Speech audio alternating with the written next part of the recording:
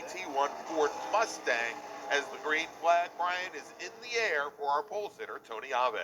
Tony Ave takes the early lead going into turn one. Michael McLean right behind him as they're already single file all the way back to probably number 5, maybe already 6th place. Yeah. They really got single file quickly here. McLean trying to keep into the right on the back bumper there of Ave as they come through NASCAR, heading now towards turn 4. And they've already, look at the lead that those two cars have already got in this race, Greg. Yeah, already walking away, and I think we're going to probably see that GTX car, at least early on, while Jacek Muka tries to get some heat in the tires, probably dictating the pace of the GT2 machines directly behind as our second group, our touring machines and American sedan cars, they get the green flag heading down into turn number 1, and Bruce Griffin saw that as he went really deep from the inside lane there, Brian.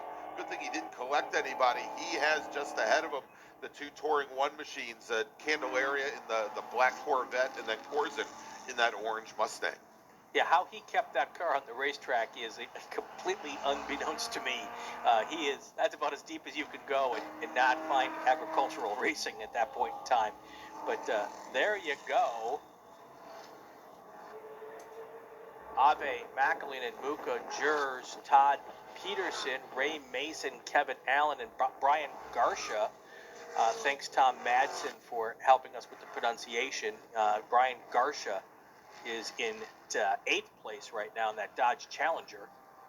Sorry about that. Yeah. I called him Garcia. Well, sure, which would be the common pronunciation. Yeah. So, but thank you, Tom. Appreciate that. We always like to try to get it right, even when we don't. So. Good group of cars are heading up towards 11 there as they're going to get in through Horseshoe. There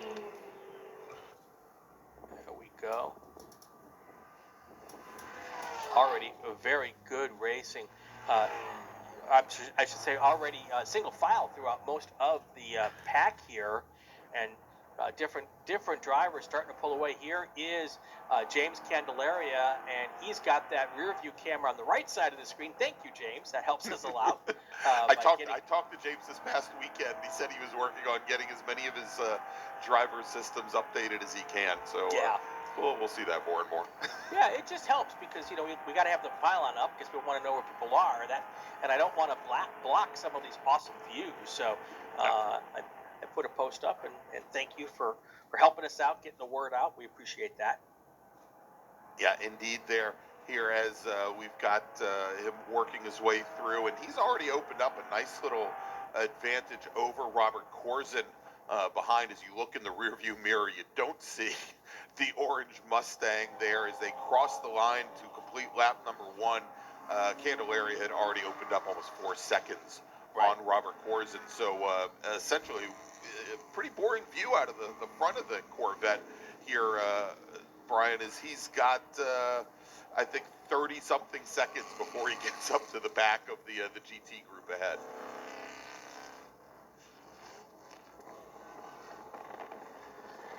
Got Ave, McLean, and then the second group, Candelaria, Corzin, Griffin. Griffin, after that little moment there on turn 1, lap 1, able to hold on to 3rd place here, first overall in T2. And then there's a couple Brian, of we've got a driver getting out of the car right now in the pit lane. He looks pretty hot. That is the number 18 machine of Aaron Kaplan, who started 4th in our second group. He started 2nd in Touring 2 right alongside John Heinrichsey, and he is looking awfully hot right now. We did hear that there was word of some contact between a couple cars going into turn 1 in that second group, but I don't think the call involved the 18 machine. I think it involved James Davidson in the Corvette, the 157 Corvette, and possibly Thomas West in the number 56 American sedan Cadillac, who are all much further back than where Aaron Kaplan was in the field. Yeah, 88 degrees right now at VIR, so it is a toasty day, hottest Super Tour we've had so far this year. So if you're not prepared for those temperatures, if you haven't hydrated all week, it doesn't take long to overheat. There is that Cadillac T1 car coming through our view there.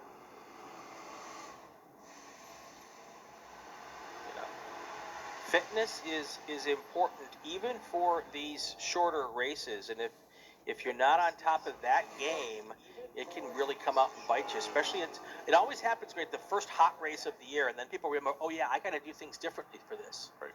All right, so Brian, we did have a car off over at turn 5, where we've seen Okay. a number of drivers go off today.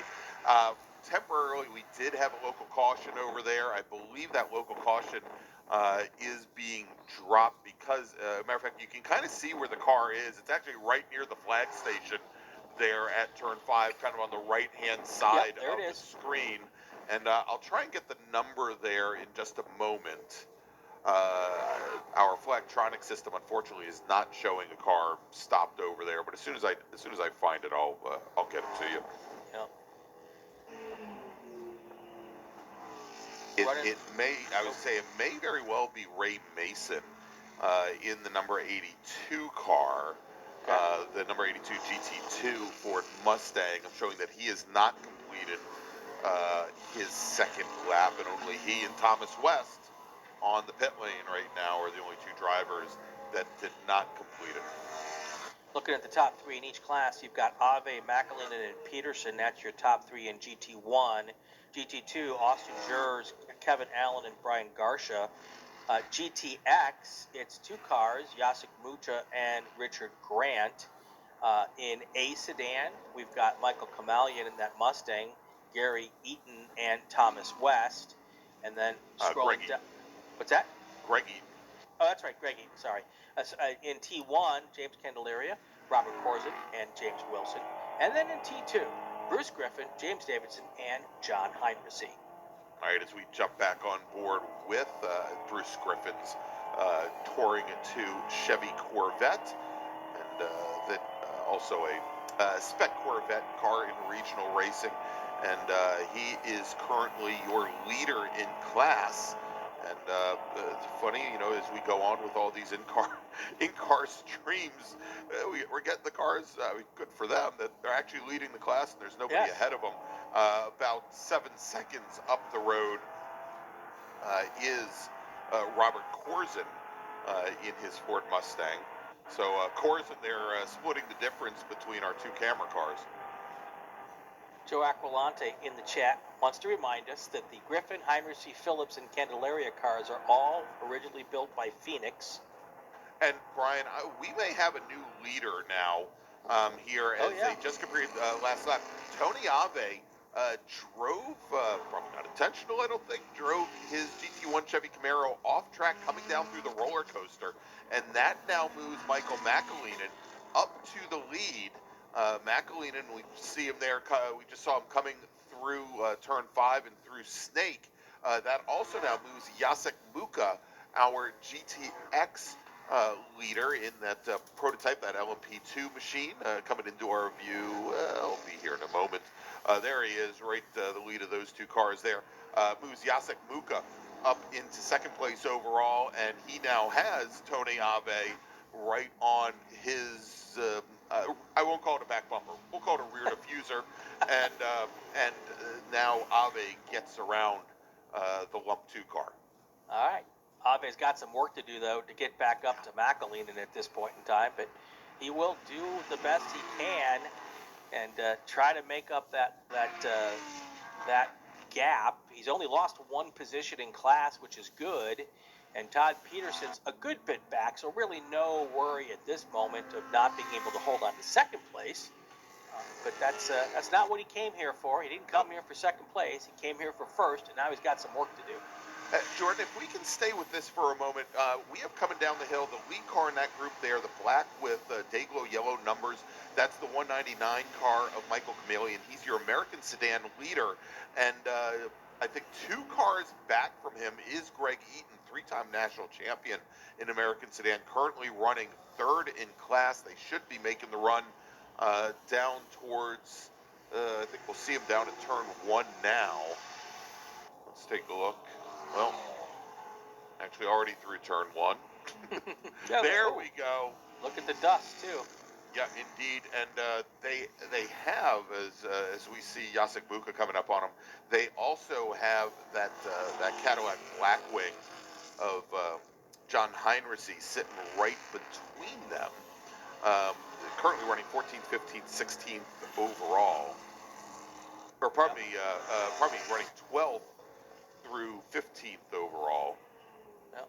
That's what I meant to say.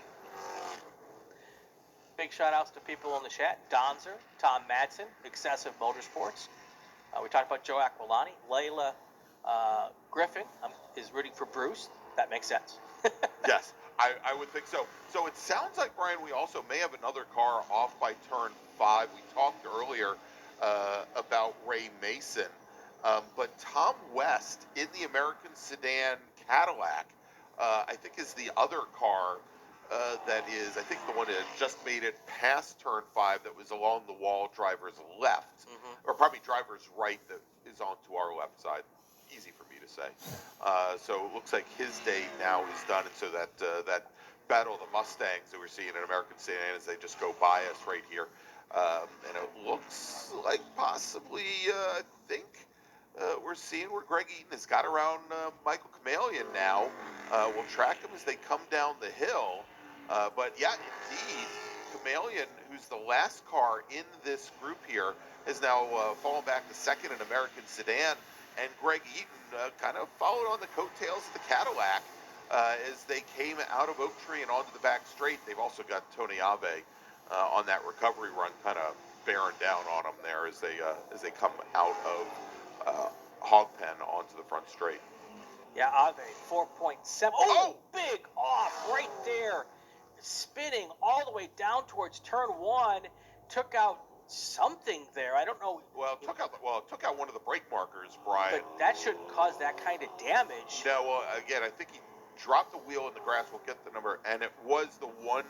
The call is that it's the 137. Maybe it's the 131. That's what I think, is that it's Austin Jur's GT2 Camaro. The word is that part of the roof came off the car, Brian. Well, that'll give you a moment. Yeah, absolutely. And especially if that roof, it can catch the wind, and that could certainly cause you to go spinning. Yeah, and it also looks like a lot of that's a pretty big piece of debris. It's right on the line going into the braking zone of what, yeah, there it is. Yeah. And so they are showing they're showing the debris flag, and we are going to be going to a full course caution.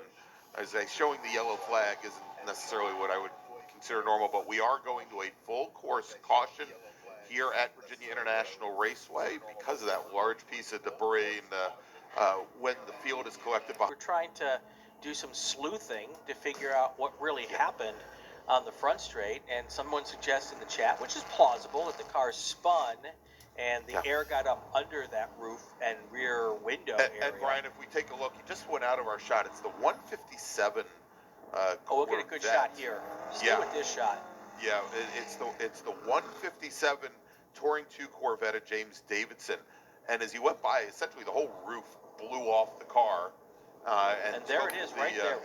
Yeah, took the rear window with it. And Brian, I am getting word from race control that this race is going to be checkered the next time our racers come by, because not only were there the body pieces from the roof itself of the car, but the rear windscreen, the rear glass, an actual glass shattered.